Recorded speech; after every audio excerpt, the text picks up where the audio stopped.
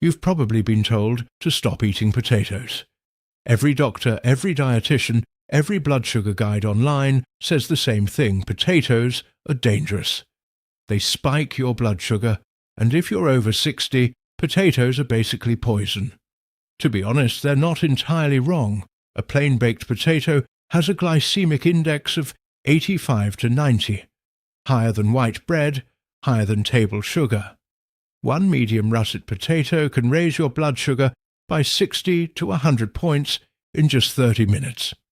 So yes, they have a point, but here's what they never tell you. There's one preparation method, one change that takes about 5 minutes, that can reduce that blood sugar spike by up to 33%. In some clinical trials, even more. We're talking about a transformation at the molecular level. The starch itself physically changes shape. Your enzymes literally cannot break it down the same way. And what gets me is that this isn't new. This research has been published for over a decade. Lund University, the European Journal of Clinical Nutrition. Peer-reviewed, repeatable, solid. But most doctors don't mention it. Not because they're hiding it, but because a 15-minute appointment doesn't leave room for food chemistry. So tonight, I'm going to walk you through 7 methods, ranked from worst to best, that change how potatoes affect your blood sugar. Each one is backed by published research. And method number 1, the top of this list, actually transforms the potato at a structural level. I've never seen anything quite like it. Before we get into the 7 methods, you need to understand what's actually happening inside your body when you eat a potato. Once you see this, everything else I'm about to show you will make perfect sense. You sit down, eat a baked potato. Feels normal, tastes great, nothing dramatic. But inside, it's chaos. Within 15 minutes, glucose starts flooding into your bloodstream. Not a trickle, a flood. By the 30-minute mark, your blood sugar has spiked 60 to 100 points. Your pancreas scrambles, dumping massive amounts of insulin to bring that number back down. Here's the problem nobody explains to people over 60. As you age, your cells become less responsive to insulin. That's called insulin resistance, so the glucose stays in your blood, damaging blood vessels, stressing your kidneys, affecting your eyes, all from one potato. And the aftermath is almost worse. After 2 to 3 hours, that massive insulin response finally catches up. It overshoots, dropping your blood sugar below normal. Now you're hypoglycemic, shaky, hungry, craving more carbohydrates. The cycle starts again. Spike, crash, crave, repeat. This is the blood sugar roller coaster. It's not just uncomfortable, it's destructive. Research shows repeated glucose spikes from high glycemic foods can lead to beta cell exhaustion. Your pancreas literally wears out from overproduction. And here's what nobody talks about. If you're over 60, even without a diabetes or prediabetes diagnosis, your pancreas has been doing this for decades. Decades of glucose spikes, insulin surges, and wear and tear on a small cluster of cells that cannot regenerate. Every time you eat a hot-baked potato without preparation, you're asking those worn-out beta cells to sprint. At some point, they can't sprint anymore. That's when your doctor says, "Your numbers are getting high, we should talk about medication." But what if you could take the same potato and change how your body processes it? What if you could turn that sprint into a walk? That's what this video is about. Potatoes are especially dangerous compared to other starches because of the type of starch inside. Potatoes are dominated by a molecule called amylopectin. It's branched with a massive surface area. Your digestive enzymes can attack it from hundreds of points at once, so it breaks down very fast. That's why glucose hits your bloodstream like a freight train. But there's another type of starch called amylose. Amylose is linear, compact, much harder for your enzymes to access. Under the right conditions, you can force amylopectin to rearrange into structures that behave more like amylose.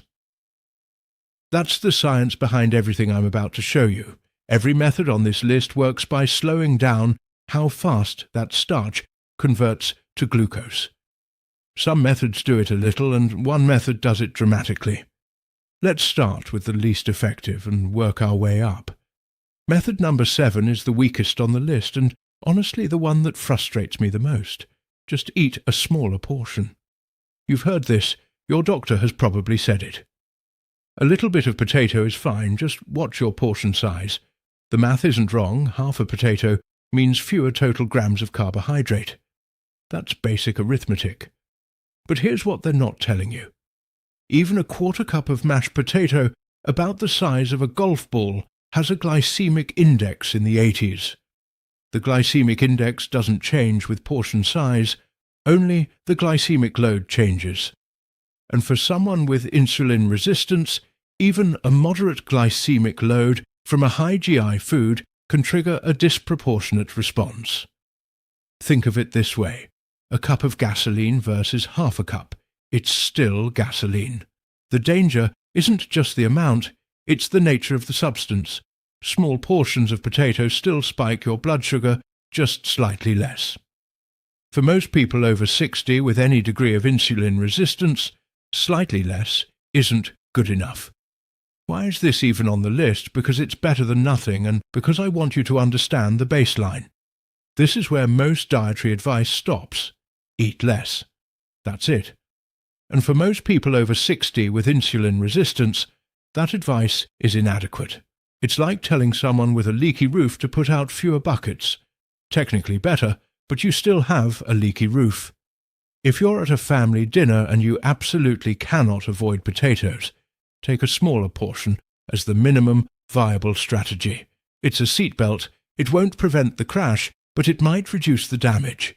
If you use the portion approach, stick to a quarter cup maximum, about the size of a golf ball, and never eat it alone. Always pair it with something else. That brings me to the methods above this one. Effectiveness rating. About 10 to 15% reduction in total glucose exposure. Not the spike itself, just the total volume your body has to process. But we can do much better. Method number 6 surprises people. The skin of a potato contains fibre, not a massive amount, about 2 grams per medium potato. But fibre does something important. It creates a physical barrier that slows enzymatic access to the starch inside. Think of it like wrapping a candy bar in cellophane versus leaving it unwrapped. The unwrapped one dissolves immediately. The wrapped one makes your body work harder to get through that outer layer first. When you eat a potato with the skin on, the fibre mixes with the starch during digestion and slows glucose absorption slightly.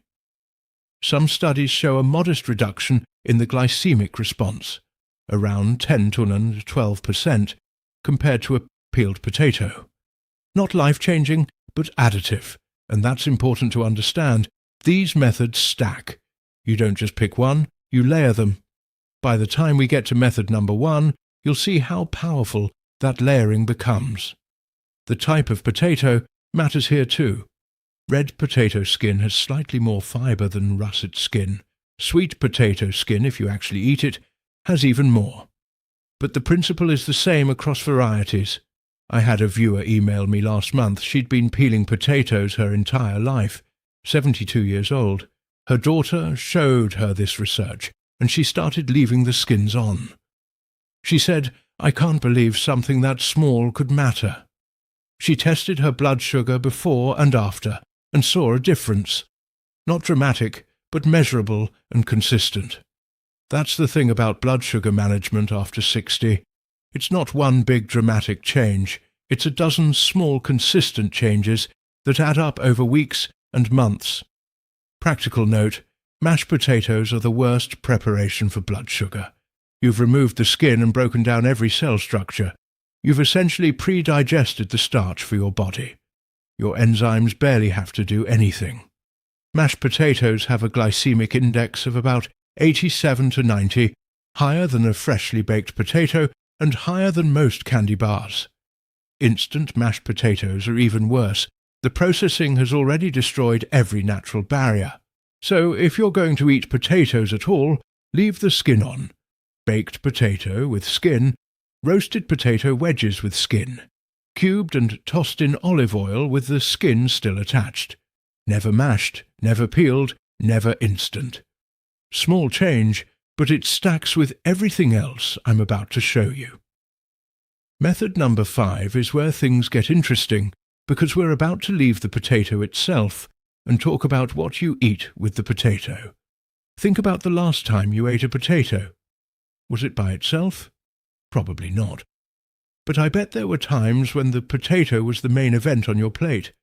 A loaded baked potato, French fries as a side, hash browns at breakfast with mostly bread and juice. When you eat a potato alone or with other carbohydrates, there's nothing slowing down that glucose avalanche. But when you pair that potato with protein, things change. A study in the American Journal of Clinical Nutrition measured the glycemic response to a plain potato versus a potato eaten with a chicken breast, a small amount of oil, and a side salad. The glycemic index of the plain mashed potato was 108. With the protein and fat, it dropped to 54, a 50% reduction just by adding protein and fat to the same meal. Why does this work? 2 reasons. First, protein and fat slow gastric emptying. Your stomach takes longer to push food into your small intestine, where glucose absorption happens. Instead of a glucose wave in 15 minutes, it trickles in over 60 to 90 minutes. Second, protein stimulates a hormone called GLP-1, glucagon-like peptide 1. GLP-1 not only slows digestion further, it also helps your pancreas produce insulin more effectively. So you get a better insulin response with a slower glucose curve. The practical rule is simple. Never eat a potato alone. Always pair it with a solid protein source, chicken, fish, eggs, even a good portion of cheese, and a fat source like olive oil or butter. This applies to every starchy food, not just potatoes. Method number 4. When I first saw the research on this, I was skeptical. Vinegar? That sounds like an old wives' tale. But it's not.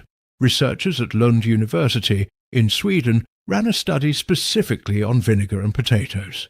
They tested 4 meals: freshly boiled potatoes, cold-stored potatoes with a vinaigrette dressing, and white bread as a control. All meals had the same amount of available carbohydrate. Cold storage alone increased resistant starch and improved the blood sugar response. But when they added vinegar dressing to the cold-stored potatoes, the combination produced the lowest glycemic and insulin response of any meal tested.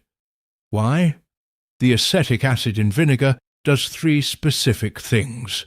First, it inhibits an enzyme called alpha amylase, the enzyme in your saliva and small intestine that breaks starch into glucose. Less enzyme activity means slower starch digestion. Second, acetic acid slows gastric emptying, similar to protein, but through a different mechanism. It literally delays how fast food moves from your stomach into your small intestine. Third, and this really got my attention, acetic acid appears to improve insulin sensitivity in skeletal muscle. A systematic review and meta-analysis in diabetes research and clinical practice found that vinegar intake can meaningfully reduce post-meal glucose and insulin responses, especially when consumed with high glycemic meals. The practical protocol: 1 to 2 tablespoons of apple cider vinegar, or any vinegar, it's the acetic acid that matters, mixed in water, consumed 5 to 10 minutes before eating any potato or starchy meal. Or even simpler, dress your potato salad with an olive oil and vinegar dressing. Same effect, and it tastes good. A warning: if you're on certain medications, especially diabetes medications that already lower blood sugar, adding vinegar could potentially drop your blood sugar too low. Talk to your doctor before implementing this. Method number 3 is where most people go, wait, what? Nobody told me about this. Here's a question: When do you usually eat potatoes? Dinner, right? Most Americans eat their heaviest starch at dinner: mashed potatoes with gravy, a baked potato with steak, fries with a burger at 7 to 5 p.m. That's a big mistake, and it has nothing to do with the potato itself. It has to do with your circadian rhythm. Your insulin sensitivity changes throughout the day. In the morning and early afternoon, your cells are most responsive to insulin. They open up and accept glucose efficiently. Your pancreas doesn't have to work as hard. But as evening approaches, insulin sensitivity drops significantly. The same food that causes a moderate blood sugar response at noon can cause a massive spike at dinner. Research on circadian glucose metabolism confirms this pattern. Your body is designed to process carbohydrates earlier in the day, so the timing rule for potatoes and any starchy carbohydrate is simple. If you're going to eat potatoes, eat them at breakfast or lunch, never at dinner, never in the evening. I know that sounds backwards. Potatoes at breakfast? But think about it. A small portion of roasted potato wedges with eggs and vegetables at 8 a.m. is handled completely differently than the same potato at 7 p.m.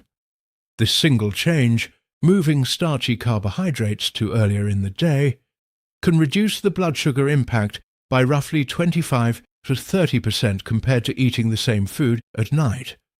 Not because the food changed, but because your body's ability to handle it changed. For people over 60, this effect is even more pronounced, because age-related insulin resistance is worse in the evening. Your blood sugar response to any carbohydrate is worse at night. The later you eat starch, the higher and longer the spike.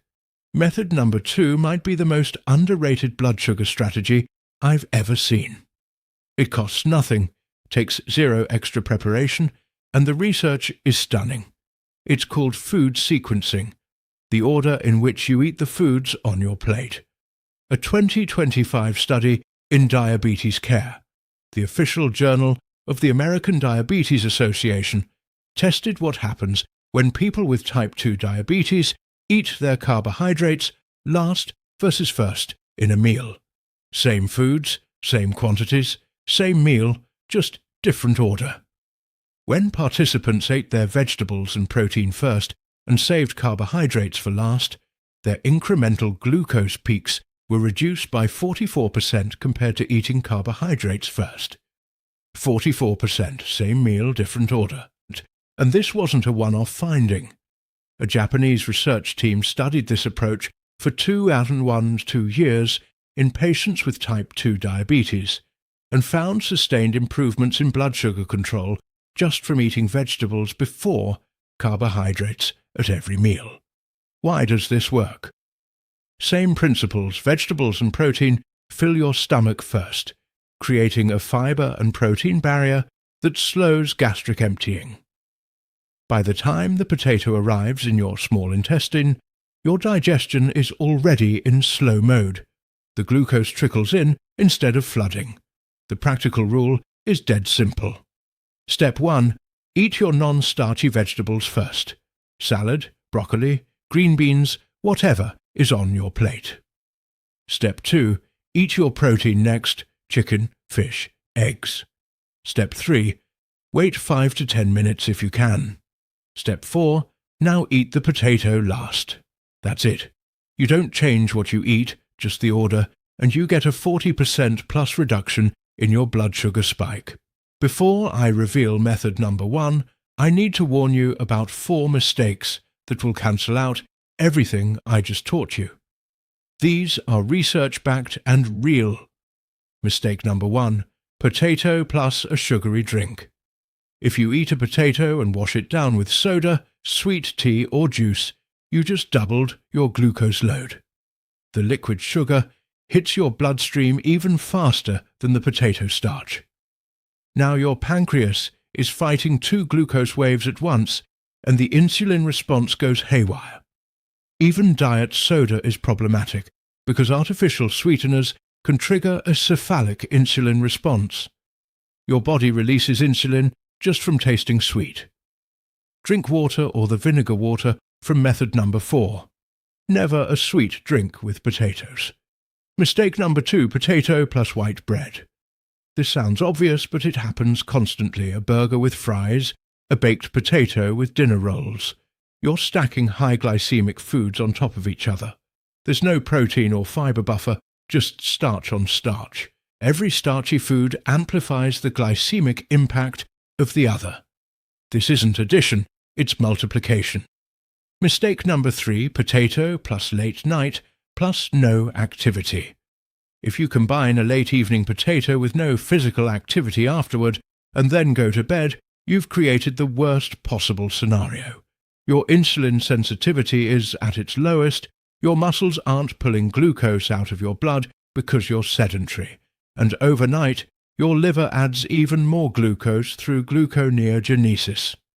This is how people wake up with fasting blood sugar in the 140s and have no idea why. Mistake number 4, potato plus overcooking.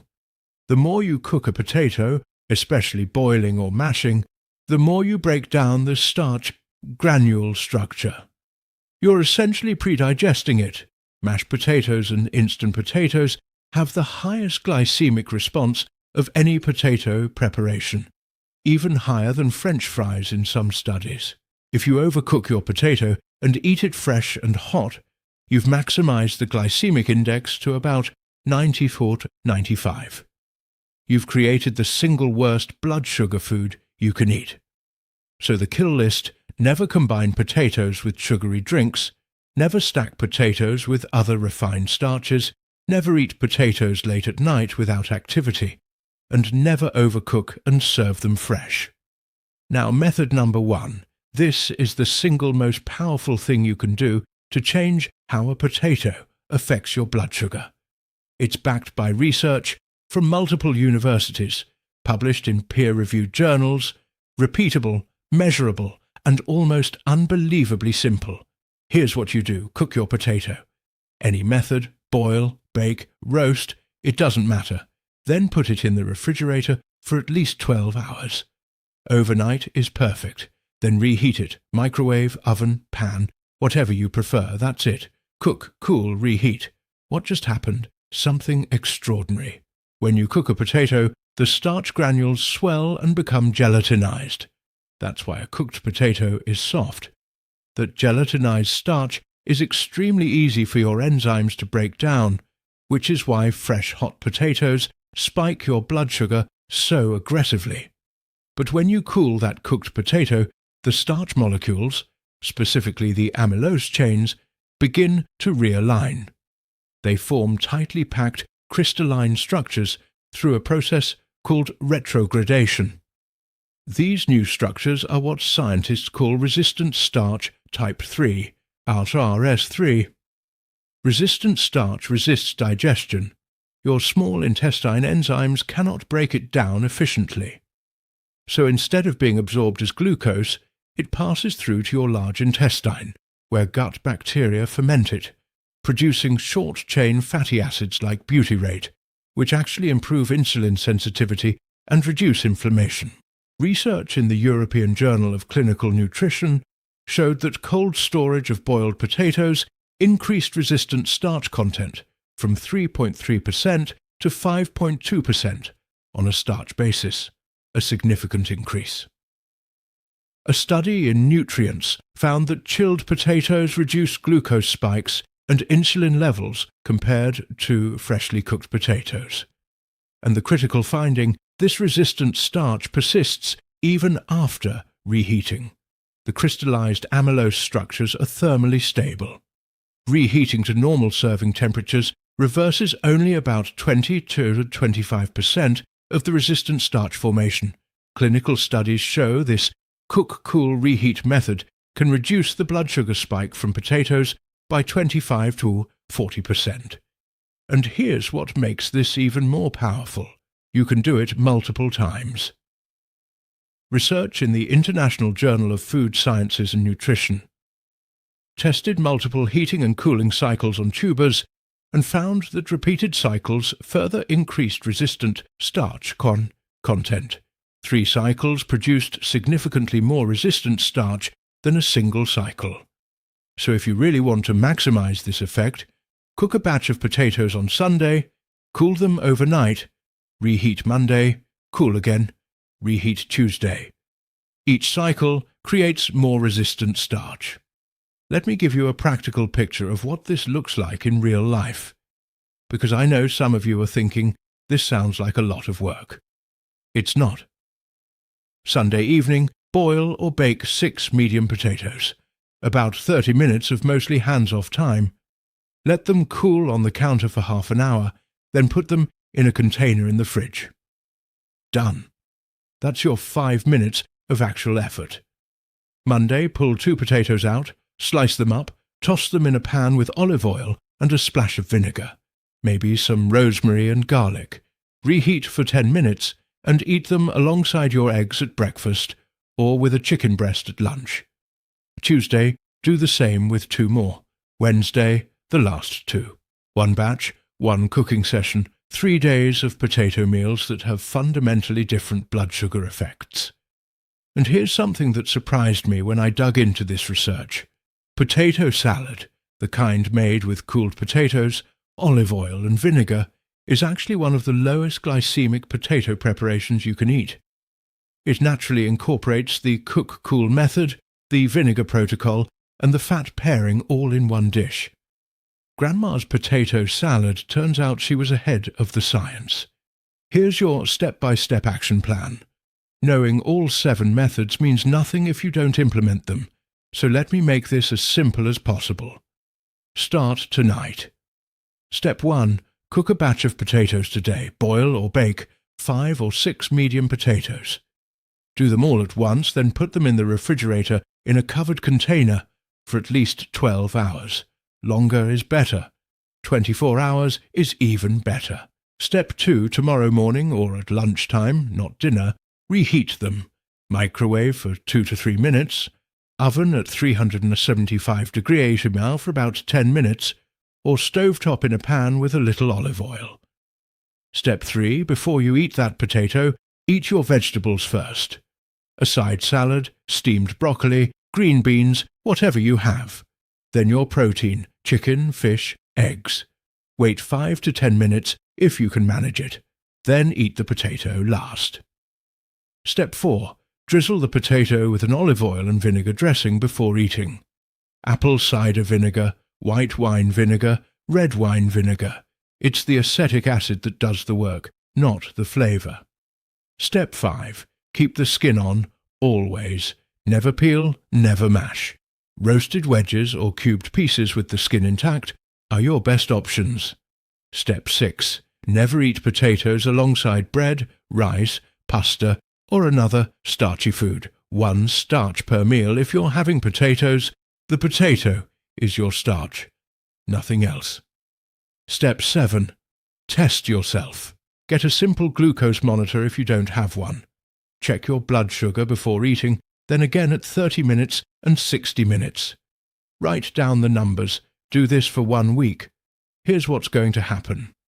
The first time you eat a cook-cool reheat potato with vinegar dressing, paired with protein and vegetables, eaten first at lunchtime, and you see your blood sugar number, you're going to think something must be wrong with the meter. It's not wrong. That's what happens when you stack all 7 methods together. 1 preparation change, 5 minutes, and the science says your blood sugar response drops by 1/3. In some cases, significantly more. That's not a miracle, not a supplement you have to buy, not a prescription. That's chemistry. Simple, repeatable, food chemistry. And it's available to you right now, starting tonight.